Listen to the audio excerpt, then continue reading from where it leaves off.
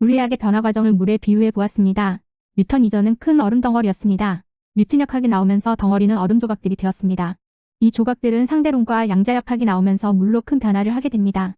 이때부터 입자는 상대론적 파동장으로 기술되고 새로운 입자장을 예견하게 되는 큰 발전을 하게 됩니다. 이제 이 물결은 무슨 큰 변화를 하려는 듯합니다. 현재 이 물결은 우주의 가속 팽창, 양자 얽힘 등 난관에 부딪혀 있고 온도가 99도입니다.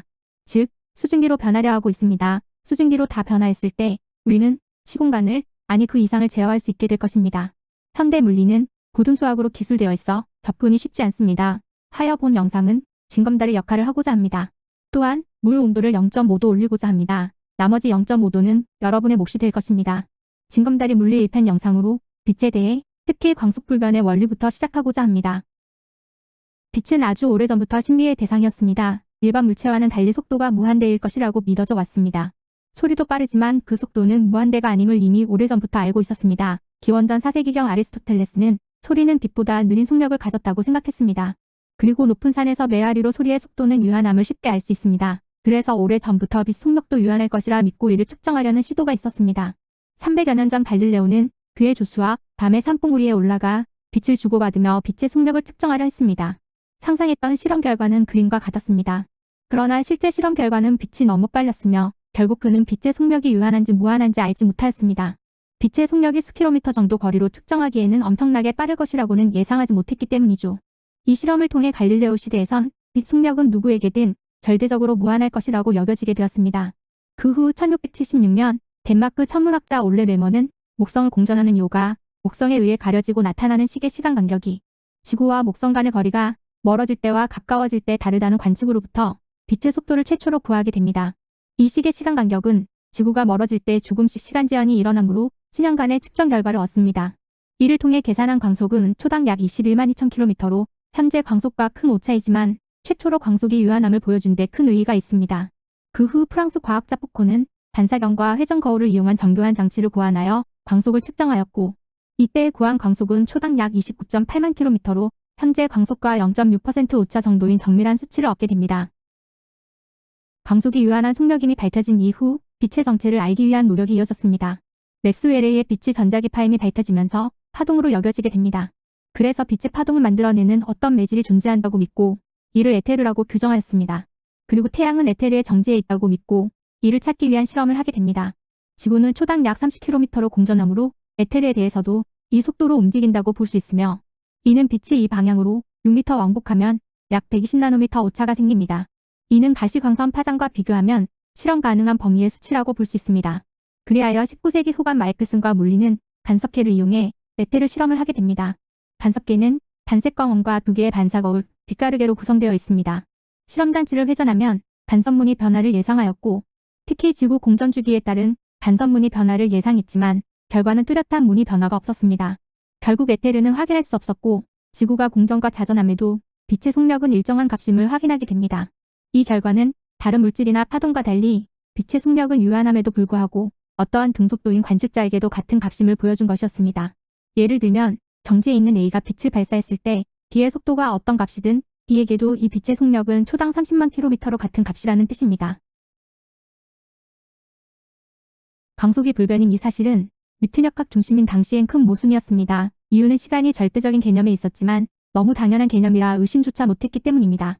그러던 중 시간을 의심한 사람이 있었는데 바로 알버트 아인슈타인이었습니다. 그는 시간의 공간을 섞어 등속인 어떤 관측자에게도 광속불변되게 하는 데 성공하게 됩니다. 이 장에서는 시간이 달라지는 것만으로 광속불변이 설명되는지 살펴봅니다. 영상으로 설명하면 처음 같은 위치에서 A는 정지해 있고 B는 초속 24만 km로 움직이고 있습니다. A가 빛을 앞뒤로 발사하고 1초 지났을 때 앞빛은 B앞 6만 km에 위치해 있습니다. 이때 B에서 광속은 초당 6만 km여야 하나 B 시간이 지연되어 0.2초일 경우 광속은 초당 30만 km가 됩니다.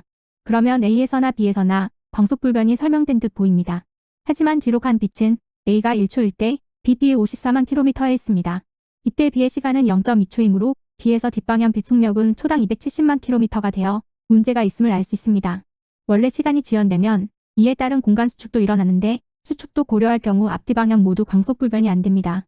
그러면 다른 영상의 빛식에 의해서 시간 지연만으로 광속불변이 설명된 경우는 그것은 빛이 운동 방향과 수직인 경우입니다. B시계를 기울이면 시간지연만으로 설명이 안 됩니다. 자세한 것은 8장에서. 결국 시간지연만으로는 운동방향과 수직인 빛만 설명됩니다. 그러면 해결 방법은? 그것은 시간의 공간을 섞는 것입니다. 그러면 서로 얽혀 4차원이 되고 이를 시공간이라 부릅니다. 이렇게 얽힌 시간은 공간 차원이 회전으로 서로 변환되는 반면 속도로 공간 차원과 변환됩니다. 그러면 이를 이용한 좌표 변환식의 형태를 알아봅니다. 우선 정지에 있는 A와 등속도인 B에 대해 각각 좌표는 X와 T, 그리고 X'과 T'. 시간이 관측자에 따라 달라짐을 식으로 표현하면 식 A와 같습니다. 시간에 공간 성분을 섞으면 식 B와 같습니다. 그리고 두 경우 다 적용되면 식 AB와 같습니다. 이 세 식이 만족해야 할 조건은 첫째, 두 기준계 모두 광속이 같아야 하고 둘째, 두 좌표 변환식은 속도만 반대인 같은 꼴이어야 합니다. 식 A는 앞 설명처럼 운동방향의 수직인 빛만 광속불변이므로 탈락, 자세한 건 8장에서. 식 B는 둘째 조건에서 어긋남이 있어 역시 탈락. 식 AB는 두 기준계에서 광속불변이 성립하고 둘째 조건도 만족하는 변수가 존재하므로 이 식을 선택합니다.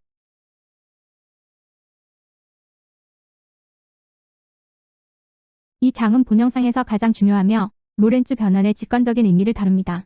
복잡해지지 않기 위해 뒷방향이 X축과 평행한 경우만 다룹니다. 식 AB에서 변수 베타 값과 감마 값은 두 변수를 구하는 과정은 마지막 8장에서. 그러면 로렌츠 변환식 식 AB의 의미는 식 AB를 해석하면 B기준계의 X'이 증가함에 비례하여 A기준계의 미래 시간에 해당하고 X'이 감소함에 비례하여 A의 과거 시간에 해당하게 됩니다. 영상으로 예를 들면 A 관측자 앞과 뒤로 정지 상태인 시계들을 위치해 놓습니다. 그리고 순간이동 특정리를 A와 B 관측자 각각 준비합니다.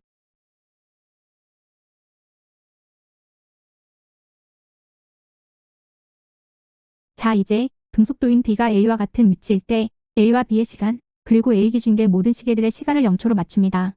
A가 0초에서 A와 B는 각자 모든 시계들의 시간을 측정합니다. 측정 결과는 A 측정기가 얻은 시계들의 시간은 전부 0초입니다. 하지만 B가 측정한 시계들의 시간은 각 위치마다 다릅니다. 앞방향의 시계들은 미래를, 뒷방향의 시계들은 과거를 가리킵니다.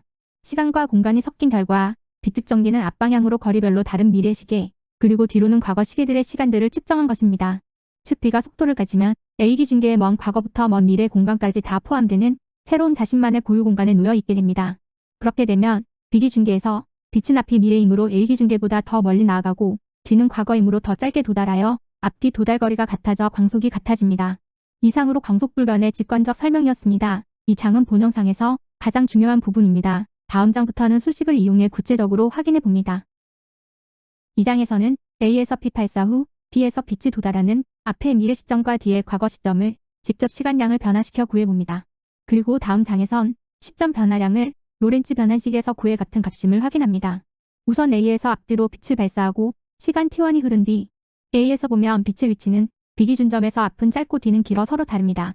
앞뒤 거리가 다르니 시간 지연을 적응해도 광속불변이 안 됩니다. 여기서 빛이 도달하는 앞 뒤 시점에 시간 변화량 TP를 추가하면 앞은 TP 미래만큼 더 진행하고 뒤는 TP 과거만큼 덜 진행하게 됩니다. TP를 점점 증가시켜 빛의 앞뒤 진행거리가 같아질 때 TP는 베타 T1이 됩니다. 이 TP 값을 대입하면 B와 A의 빛 도달거리는 서로 같게 되고 두 기준계 모두 광속불변이 됩니다.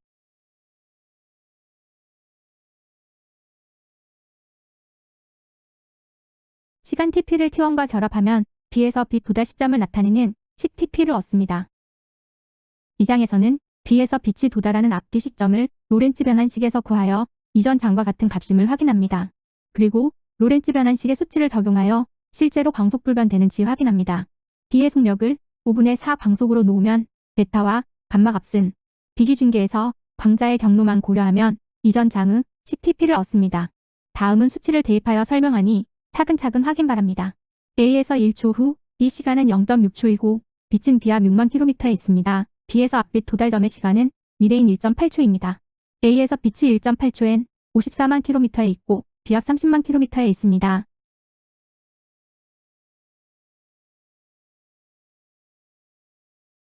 B의 빛은 뒤 54만 km에 있고 B에서 뒷빛 도달점 시간은 과거인 0.2초입니다.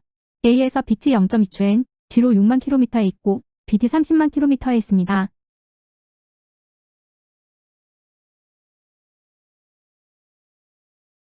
즉 A에서 앞뒤로 발사된 빛은 A 기준계에서 보나 B에서 보나 광속이 같게 됩니다.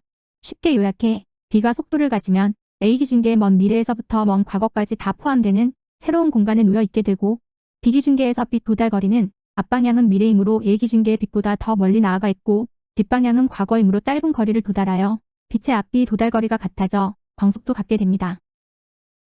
8장에서는 앞서 적용했던 감마와 베타 변수, 로렌츠 좌표 변환식을 구해봅니다. 시간과 공간이 얽힌 좌표 변환식은 C1B와 같습니다. 시간이 달라짐은 감마 t, 공간 얽힘은 베타에 의해 결정됩니다.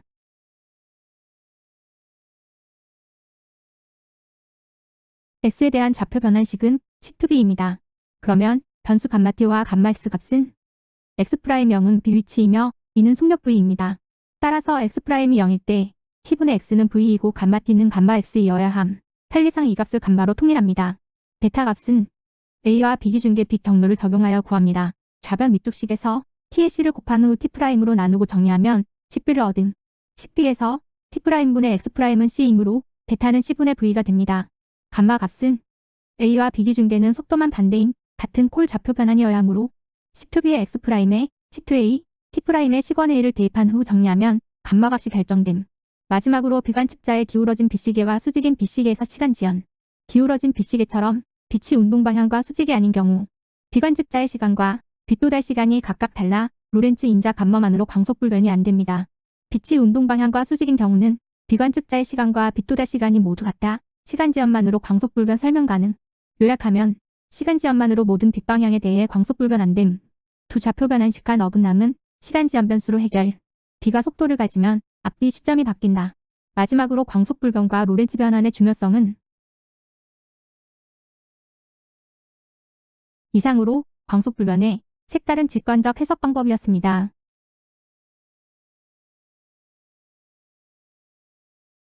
유익하셨다면 구독과 좋아요, 알람 부탁드립니다.